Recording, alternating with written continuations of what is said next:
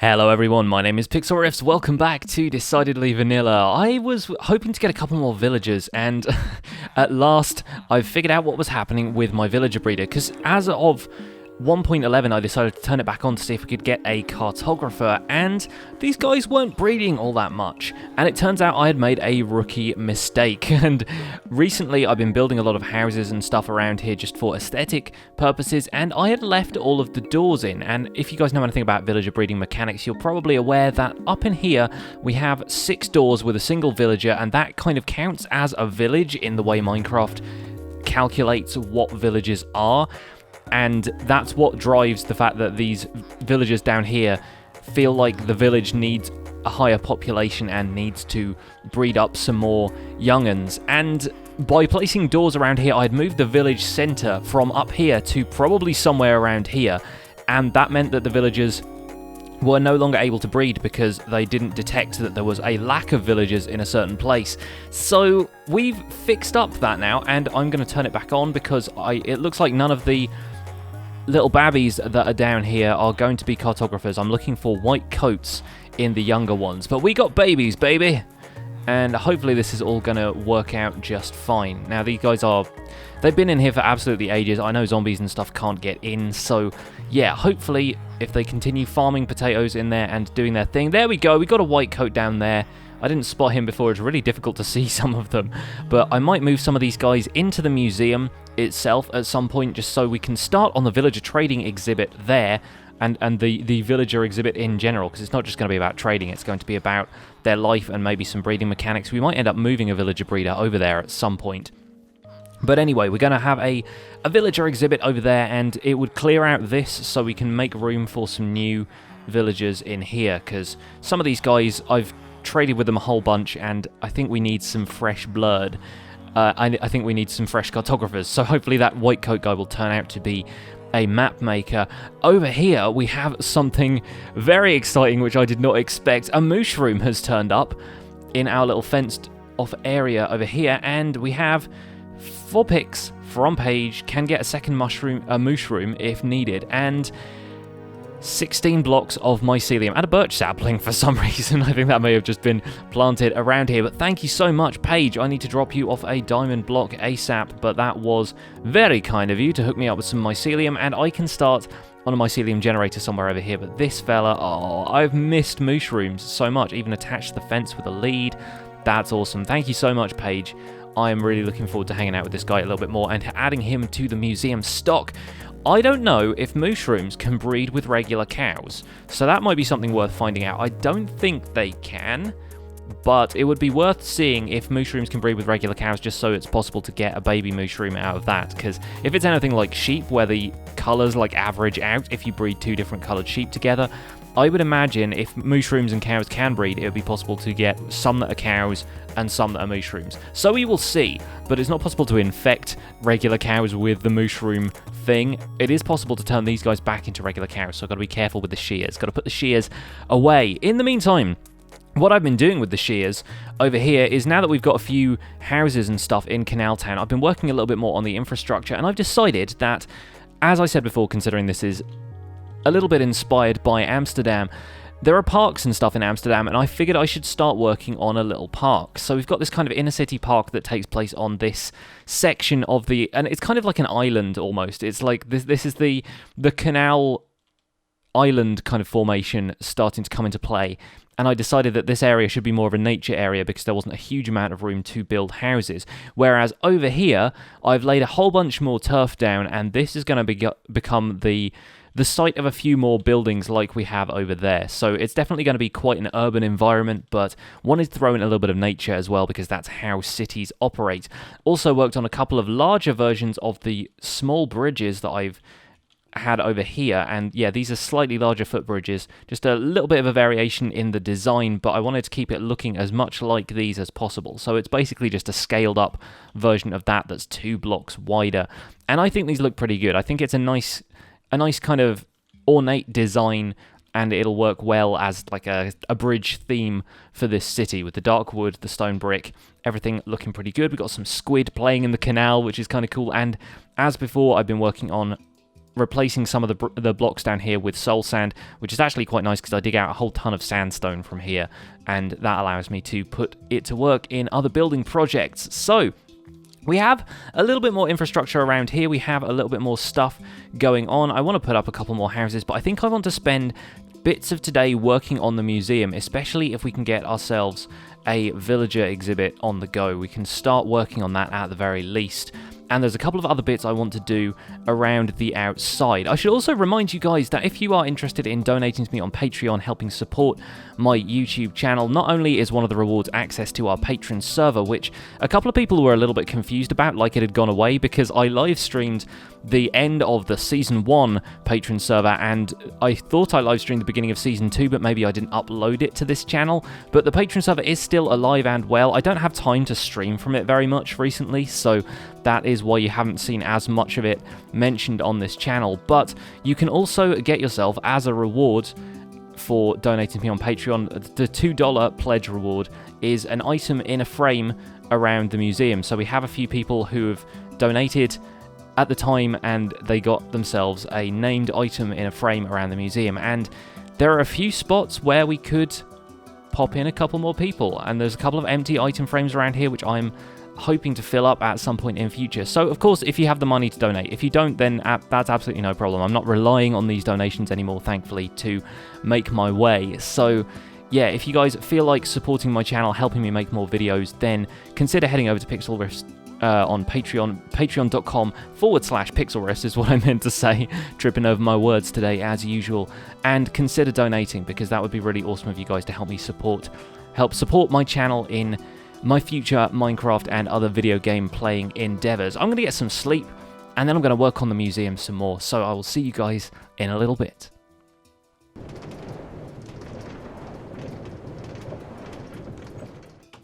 I tell you, one thing that is nice about having that rail station is not needing to touch the keyboard and mouse whilst you're travelling, which means I get to have a sip of tea if I've got a cup of tea in front of me.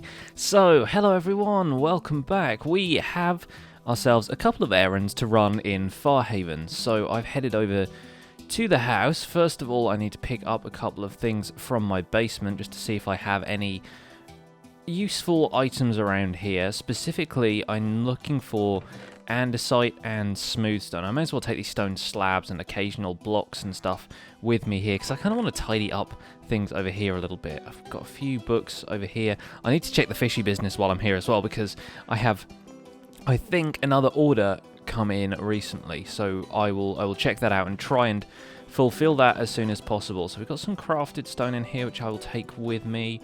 I've got no stone whatsoever. Okay, fair enough. I've got some jungle wood in here, but no acacia. Alright, well, I'm gathering materials right now for a project over at the Canal Town, so I'm gonna grab myself some of this. If you guys were around this weekend, you may have noticed that I did a bit of a live stream, so we have done some building at the museum, and I think it's gonna come together pretty well. I'm pretty certain it's gonna be a good little project over there, and I'm gonna come back to the museum to show you guys what that is in a bit. But I thought I would come over here and grab some supplies for my Canal Town build, because if you guys follow me on Twitter, which you may do over at Pixlriffs, you will probably have noticed that I've been posting designs for a couple more apartments, and I'm planning on building like a massive row of apartments, maybe like 16 apartments, one for each different colour of stained clay, and I've designed the entrances for them. I think they look really cool, so I figured I may as well get to work on those as soon as possible, because they're really going to fill out Canal Town without being especially hard to build. We've got a couple of iron ingots over in here, so somebody has actually been using Silky's greenhouse, which I'm quite pleased about myself, even though the iron income from this is not particularly lucrative. It is always nice to see people using the shops on the server. We'll quickly check the glass shop while I'm here, just in case, because there's definitely a bit of stuff. One of the other things I wanted to do as well is drop off Paige's payment for the mushroom and the mycelium that she left me. So we'll give her a diamond block and possibly even a bit of a tip for dropping off the mushroom as well. Anything in the payment chest here? Nope. Doesn't look like anybody is using the glass shop, but maybe we can install ourselves our shulker box shop upstairs. And I think this is Paige's mailbox, so we'll drop something off with her here. Let's grab the end chest and throw down. What do we got in yonder shulker box. What's that? 12 diamond blocks? Oh my goodness, yes. I have myself a beacon at long last.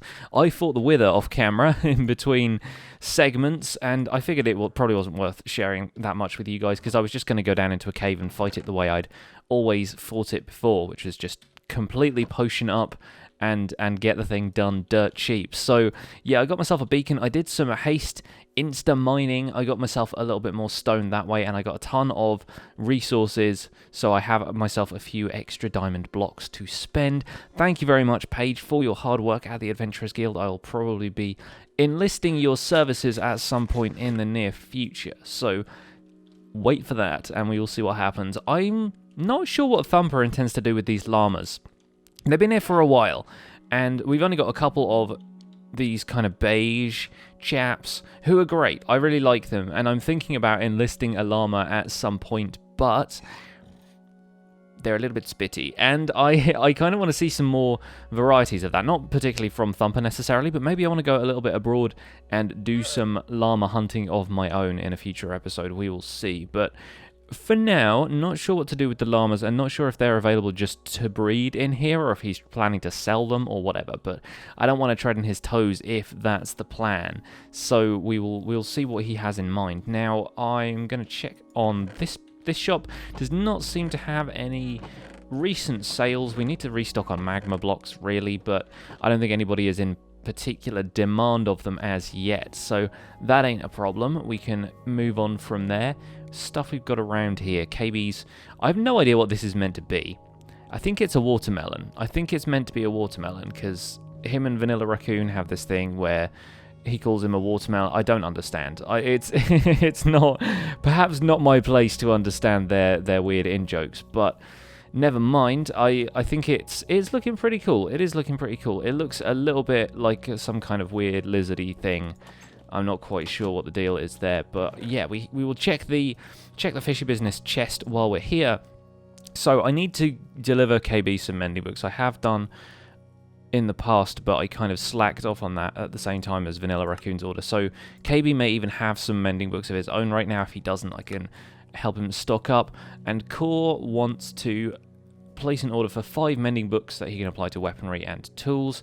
Contact him with a price. Okay, so I will contact him off camera, but in the meantime, I will go and drop off a few mending books, and I'm going to sleep in Farhaven while I'm over here, because it's nighttime and I don't want to disturb the ecosystem here. We've got a nice little setup over here without mobs spawning too much, so I don't really want to generate creepers in the town for everybody to come and trip over. So we're going to have a sleep, and then we're going to chat to our friend Rumi and see if we can acquire some mending books to leave at Core's place. And there we go, folks. Rumi comes through again. 5 mending books, cheap at the price of 10 emerald blocks in total. And I'm thinking of charging Core maybe 1 diamond block, just so we can break even on this episode. I think that would probably be a good plan. The winding path up to Core's place is looking very pretty these days. I like the little water features and fire features on the way up. So I think we're probably getting close to the top. I can't really tell. It's a while since I've been up here, folks. But we will drop this off. We'll let him know via Discord what we're going to do. Yep, this is his place. There is a there is a dispenser on the door, which apparently does nothing right now. But I was a little bit worried that he was going to shoot arrows at me. So apparently, Core has a library in here that we can. Yes, there we go. We can drop off the books in here. Very nice looking place. I like what he's done with it. Nice lighting fixtures and everything. Nice sofa. Oh, it's not even a sofa. It's more like a countertop. I don't know. Maybe he's got like it's a reading desk. We'll call it a reading desk. How about that? So we can drop this off over here in between these 2 buttons. He's got buttons on the wall for some reason. Maybe there are secret passages hidden behind the bookshelves. Who knows? But anyway, we can drop these off in here. Mending, and I'll drop a sign in here as well, just to say how much I've charged for them, even though by the time he reads this, he will probably have seen my offer in Discord anyway. There we go, 5 mending books from Pix. 5 mending books. And a diamond block in my chest, please. Thank you very much. This is definitely getting a little bit festive up in here, but that's the name of the season after. Well, the name of the season is Christmas. You know what I mean. We're going to hop down here and... Oh, hello you. What are you? That's an interesting looking tower you've got over there. Oh, and there's a beacon.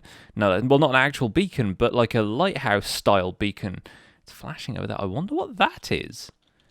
Interesting structures. I haven't really been keeping up with everybody's episodes, for which I can only apologize, but I do wonder occasionally what these odd little buildings are that pop up around the Farhaven area. I'm quite interested in seeing what that turns out to be. But in the meantime, I'm going to make my way back down here, and we're going to head back over to the museum so I can recap what we did at the live stream, and then we'll see if there's anything else we can get started on in the meantime. Well, this is great. Rain, rain, rain. I bet even the ducks wouldn't come out in weather like this. But me, I'm an idiot.